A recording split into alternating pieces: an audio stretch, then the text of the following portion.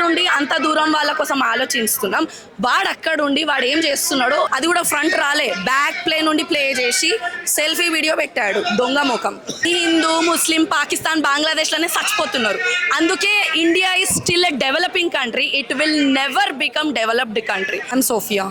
So చూసుకుంటే అక్కడ జంతర్ మంతర్లో మన స్టూడెంట్స్ అంత పెద్దగా ప్రొటెస్ట్ చేస్తున్నా కూడా అక్కడ మోడీ ప్రభుత్వం అనేది వాళ్ళ మీద అరాచకాలు చేస్తున్నారు. సో ఎట్లా అనిపిస్తుంది ఇదంతా ప్రొటెస్ట్ చూసుకుంటే మీకు ఏమనిపిస్తుంది? ఇదంతా ఒక ప్లే అని నేను అర్థం చేసుకుంటున్నా. నేనే కాదు, దేశంలో ఉన్న ప్రతి ఒక్కరు ఇది ఒక ప్లే అన్నట్టే. ఎందుకంటే ఇది ఎంత లైట్గా తీసుకుంటున్నారంటే ఒక మనిషి ప్రాణాల మీదకి వచ్చింది, సోనం యుంచుక్.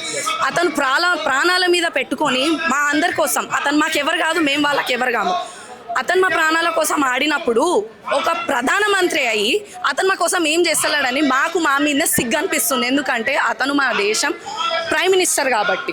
సో ఇదంతా మనకు కనిపిస్తుంది, ఇది ఒక సీన్ వాళ్ళు ప్లే చేస్తున్నారు. అతను ఇంట్రెస్టెడే లేడు దీంట్లో. అతనికి పైసా, సూటు, బూటు దాంట్లోనే ఇంట్రెస్ట్ ఉంది. 12 years నుండి చేసేది ఇదే. ఒక ఛాయోడు మమ్మల్ని చూతిగా చేస్తున్నాడు. సో మన స్టూడెంట్స్ ఇంతగానో ప్రొటెస్ట్ చేస్తున్నా కూడా ధర్మేంద్ర ప్రధాన్ నుంచి కానీ ఎవరి దగ్గర నుంచి ఒక చిన్న రెస్పాన్స్ అనేది రావడం జరగలేదు. దొంగలు ఎట్లా రెస్పాన్స్ ఇస్తారండి? దొంగతనం చేసినామని రెస్పాన్స్ ఇస్తారా? దాచుకుంటారు. సోనం యుంచుక్ ఫాస్ట్ రివీల్ చేసినాక అతను సెల్ఫీ వీడియో పెట్టాడు. పిఎం గారు సెల్ఫీ వీడియో పెట్టారు. దానికి ఏం అర్థం? భయపడే కదా. అంత ప్రొటెక్షన్ అంతా అయిపోయినాక వీడియో పెట్టడం అనేది దానికి అర్థం అదే. దొంగతనమే చేస్తాడు. అంత అయిపోయినాక వచ్చి అది కూడా ఫ్రంట్ రాలే, బ్యాక్ ప్లే నుండి ప్లే చేసి సెల్ఫీ వీడియో పెట్టాడు. దొంగ ముఖం. సో మీరు ఎక్కడి నుంచి వచ్చారు? మీ ఎంబడి బాబు కూడా ఉన్నాడు. సో అంటే ఎందుకు తీసుకొచ్చారు? అంటే యాక్చువల్లీ అతని అంబిషన్ డాక్టర్ కావడం. సో ఈరోజు ఇతను రావడానికి కారణం ఫ్యూచర్ కోసం ఫైట్ చేయడానికి. ఇక్కడ మనం అందరం వచ్చింది MBBS నీట్ ఇదంతా లీక్ ఏమైతే అవుతుందో దానివల్ల. ఈరోజు మేమెంత కష్టపడుతున్నామో ఆ కష్టం మాకు ఫ్యూచర్లో కావద్దని అతను వచ్చాడు. Basically I'm from Uppal. I came here for to do protest. So అక్కడ చూసుకుంటే అంతమంది మన స్టూడెంట్స్ ప్రొటెస్ట్ చేస్తున్నారు. చాలామంది వేరే వేరే రాష్ట్రాల నుంచి వాళ్ళకు ఫుడ్ స్విగ్గీ, జొమాటో ద్వారా చాలా హెల్ప్ చేస్తున్నారు. సో ఇవన్నీ గెస్చర్ చూసుకుంటే నేను పంపించాను 2000 వాటర్ బాటిల్స్ నేను జెప్టో చేయించాను. అండ్ కర్రీ పఫ్, వెగ్ పఫ్ ఏదైతే ఉన్నాయో అవన్నీ నేను కూడా పెట్టాను జొమాటోలో, జెప్టోలో అన్నీ. సో ఈ జెస్చర్ నేను కూడా చెప్పుకోవద్దు, బట్ స్టిల్ ఫర్ ద అవేర్నెస్కి మేము ఇక్కడుండి అంత దూరం వాళ్ళ కోసం ఆలోచిస్తున్నాం. వాడు అక్కడుండి వాడు ఏం చేస్తున్నాడో ఈ అవేర్నెస్ కోసం అని నేను చెప్తున్నాను. ఇంత దూరం నేననే కాదండి, లండన్ నుండి, బంగ్లాదేశ్ నుండి, పాకిస్తాన్ నుండి, ఇంకా చాలా కంట్రీస్ నుండి, థాయిలాండ్ నుండి ఒక వ్యక్తి, I don't know his name, I forgot it, but అతను 2000 మెంబర్స్కి 8 times ఫుడ్ అరేంజ్ చేయించాడు. అతనికి దీనికి సంబంధం లేదు. ఈ దేశానికి ఎవరికైతే సంబంధం ఉందో వాడేం చేయట్లే, కానీ పక్క దేశం ఓడి చేస్తున్నాడు. పాకిస్తాన్ వాళ్ళు కూడా మా బార్డర్ తీయండి, మేము కూడా వచ్చి ప్రొటెస్ట్ చేస్తామని చెప్తున్నారు. మన దేశంలో మందికి వచ్చేది ఇదే. న్యాయమాట మాట్లాడారు కానీ హిందూ, ముస్లిం, పాకిస్తాన్, బంగ్లాదేశ్లోనే చచ్చిపోతున్నారు. అందుకే India is still a developing country. It will never become developed country. Because ఈ మైండ్ సైకాలజీతోని మనం ఏది సాధించలేము. దాట్ ఫర్ హాఫ్వేనే ఉంటాం. చైనా చూడండి, జపాన్ చూడండి, అన్ని డెవలప్డ్ కంట్రీస్. వాళ్ళు ఎందుకు ఇంత ముందున్నారు? ఈ లంగముఖం లేడక్కడ అని, ఈ మోదీగాడు లేడక్కడ అని అక్కడ డెవలప్డ్ ఉంది. ఇక్కడ చాయ్, మిత్రో, గిత్రో అని వెనకాలకి వెళ్ళి కొడుతున్నాడు అందరినీ. సో ఇది వాస్తవం. మా డిమాండ్లు ఏం లేదండి. మమ్మల్ని మనుషుల లెక్క భావించండి. మా హక్కులేందో మాకు ఇవ్వండి. ఇట్లా బిచ్చం అడుక్కున్నట్టు చేయకండి. మా హక్కులు మాకు ఇవ్వండి. ఇట్లా రోడ్ల పాల చేయకండి. మాకు ఇల్లులు, సంసారాలు, పిల్లలు, జాబులు అవన్నీ ఉన్నాయి. అవన్నీ ఇచ్చిపెట్టి ఈరోజు వచ్చి రానికి కారణం నువ్వేరా మోదీగా అని నేను చెప్తున్నా.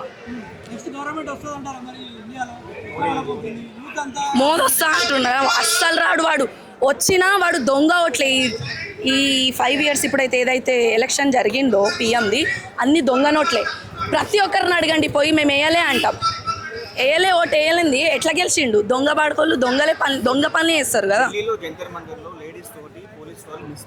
చాలా మిస్బిహేవ్, కట్టెలతో కొట్టినారు, ఫిజికల్ అబ్యూయెన్స్ అయింది, అదంతా జరిగింది.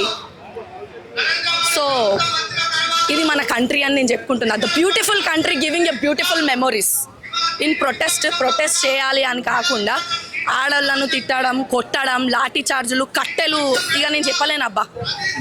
పంపించారు స్విగ్గీ జొమాటో కూడా జంతర్ మంతర్కి బ్యాన్ చేశారు. జంతర్ మంతర్కి స్విగ్గీ జొమాటో కాదు, వెళ్దామంటే మెట్రో బంద్ చేసేసారు. ఎయిర్ టికెట్స్ దొరుకుతలేవు. వెళ్దామని నేను చాలా ట్రై చేశా. నేను ఇట్లాంటి ప్రొటెస్ట్లో చాలా తెలంగాణ అప్పుడు కూడా నేను చాలా ముందుకొచ్చా. తెలంగాణ వచ్చినాక Jangaon district, actually I'm from Jangaon district రానికి కూడా చాలా పోరాడినాం. ఇప్పుడు దీనికోసం కూడా ముందుకు వచ్చినాం. జంతర్ మంతర్ పోవడానికి చాలా ట్రై చేసినాను నేను, కానీ నాకు టికెట్స్, ఎయిర్ప్లేన్ టికెట్స్, ఆ ట్రైన్లో పోయేంత ఓపిక నాకు లేదు. 2 days ఏరోప్లేన్ ఫ్లైట్ టికెట్స్ కూడా లేవండి అసలు చెప్పాలంటే. అన్ని రాహుల్ గాంధీ వస్తాడు, I guess, because he's a true person, he's not a fake person. ప్రొటెస్ట్లో వచ్చాడు, తన్నులు తిన్నాడు, ఎంతోమంది వచ్చారు. ఎవరైతే రావాల్సి ఉందో వాళ్ళు రాలే. Can you please take a video? I'm so sorry. ఏం చెప్తారు యూత్ డ్రెస్సింగ్ కూడా మాట్లాడుతున్నారు. డ్రెస్ వేసుకునే వాళ్ళు వీళ్ళ మాట్లాడేది దేశ భవిష్యత్తు గురించి, మనుషులు గారా? జెంజీ యూత్ గురించి. ఛాయ్ అమ్మేటోడు ఎట్లాంటి డ్రెస్సులు వేసుకుంటుండే? 8 లక్షల డ్రెస్సు, అవునా కాదా? ఆ ముఖానికి 8 లక్షలు అవసరమా? 10 రూపాయలు ఛాయ్ అమ్ముకునేటోడు వారు అసలు ఛాయ్ కూడా అమ్ముతాడో లేడో, ఛాయ్ అని డెసిగ్నేషన్ చెప్పుకుంటుండు. కానీ ఒక కామన్ సెన్స్ అనేది ఉంటుంది. బట్టలతో కాదు, మనసుతో మాట్లాడాలి. బట్టలేంది చచ్చిపోయేటప్పుడు ఇప్పుడు నీట్ పిల్లలు ఏమంటారు, కాలిపోయినరు, వాళ్ళకి వాళ్ళు మంట పెట్టుకున్నారు, బట్టలు ఉండేనా అప్పుడు? దాని గురించి మాట్లాడిరా? దీని గురించి మాట్లాడతారు. లంగా మాటలు ఫస్ట్ మాట్లాడతారు, న్యాయం మాట మాట్లాడారు ఎవరు?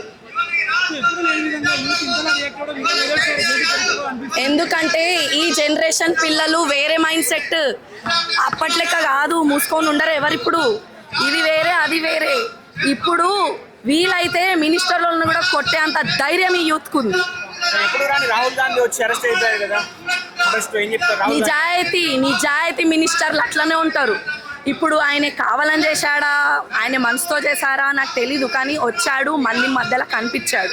దొంగలు దాచుకొని ఉన్నారు. అంత అయిపోయినాక యూ అని సెల్ఫీ పెడితే అయిపోదు. అంటే మోడీ గవర్నమెంట్ కన్నా పిల్లల ప్రాణాల కన్నా వాళ్ళకు గవర్నమెంట్లో ఉండడం ముఖ్యము. వాళ్ళకు పిల్లలకు కనీసం కనికరం లేకుండా వాళ్ళ పిల్లల మీద లాటరీ చార్జ్ చేయడం చాలా తప్పు. వాళ్ళు ఎలాంటి యాక్షన్ కూడా ఆ మంత్రి పైన తీసుకోలేదు, కానీ ఆ సిస్టమ్ పైన తీసుకోలేదు. అసలు వాళ్ళకి అకౌంటబిలిటీ లేదు. వాళ్ళకు ఒక అధికారం తప్ప మిగతాది ఎలాంటి వాటి కూడా వద్దు అన్న. మెయిన్ మోడీ హయాం జరుగుతుంది. ఇది మాత్రమే మనం చూడగలుగుతాం. వేరే ఏం లేదన్న. వాళ్ళకు ఒక ప్రభుత్వం కావాలి, వాళ్ళకు పాలన కావాలి, వాళ్ళకు రాజకీయాలు కావాలి, ఆ భోగాలు కావాలి, అంతే తప్ప పిల్లలు ఇలా సఫర్ అవుతున్నారు. సరే ఇలా వాళ్ళకి ఏదైనా మనము కొత్త లా తెద్దాం, రూల్ తెద్దాం, పనిష్ చేద్దాం అన్న ఎలాంటి థాట్స్ కూడా మోడీ గవర్నమెంట్కి లేవన్నా. సో అంటే చూసుకుంటే అక్కడ కొంతమంది మీడియా వాళ్ళు ఏం చేస్తున్నారంటే అక్కడ ఉన్న అసలు స్టూడెంట్సే కాదు, వాళ్ళందరూ ఉగ్రవాదులు బయట నుంచి వచ్చి ఇక్కడ కావాలని రెచ్చగొడుతున్నారని చెప్తున్నారు. సో దీని గురించి ఏం చెప్తారు మీరు? అన్న బయట నుంచి ఎవరు రారన్నా. సరే ఒకవేళ ఉగ్రవాదులు అంతమంది దేశానికి వస్తే ఒక 20,000 30,000 మంది స్టూడెంట్స్ ఉన్నారు. అంతమంది ఉగ్రవాదుల్ని మరి మీరెలా రాణిస్తున్నారు? సో మీరే కదా, సెంట్రల్ గవర్నమెంట్ మీదే, బిఎస్ఎఫ్ మీదే, సిఆర్పిఎఫ్ మీదే, అంతమంది పోలీస్ వాళ్ళు అంతమంది ఉన్నాక బయట నుంచి బార్డర్ దాటి కానీ ఎలా వీజా లేకుండా కానీ ఇంతమంది ఏం చేస్తారు? అది కూడా ఇంకో ఫెయిల్యూర్ కదా గవర్నమెంట్ది. అంతమంది ఉగ్రవాదులు దేశంలోకి రానియడం మీదే తప్పు కదా. సో అది కూడా మేము వాళ్ళ తప్పు కప్పించుకోవడానికి బయట ఉగ్రవాదులు చెప్పడం చాలా వరకు అరాచకం. మీరు మీడియా మిత్రులు అందరూ చూస్తున్నారు. ఇక్కడ వచ్చిన ప్రతి పిల్లవారి ఎమోషన్స్ కూడా మీరు చూస్తున్నారు. ఎవరు కూడా బయట నుంచి కాకుండా ఇక్కడ లోకల్ వాళ్ళే, ప్రతి ఢిల్లీలో కానీ ప్రతి వాళ్ళే ఉన్నారు. వాళ్ళు మాత్రమే వాళ్ళ బాధ తెలియజేస్తారు ఇక్కడికి వచ్చి. సో ఇంత జరుగుతున్నా కూడా ధర్మేంద్ర ప్రధాన్ రిజైన్ చేయడం లేదు. అతని నుంచి అసలు ఏ రెస్పాన్స్ లేదు. సో ఎట్లా చూస్తారు దీన్ని? ఇది మాత్రం అన్న, నేను చెప్తున్నా కదా, మోడీ ప్రభుత్వ వైఫల్యం ఇది. వాళ్లకు అకౌంటబిలిటీ లేదు, డెమోక్రసీ పార్టీ అనడం లేదు. మన భారతదేశం మొత్తం రాజకీయ వ్యవస్థని మొత్తం నాశనం చేశారు. సో వాళ్ళ నుంచి మనం ఎలాంటిది కూడా ఎక్స్పెక్ట్ చేసే సిచ్యువేషన్ లేదు.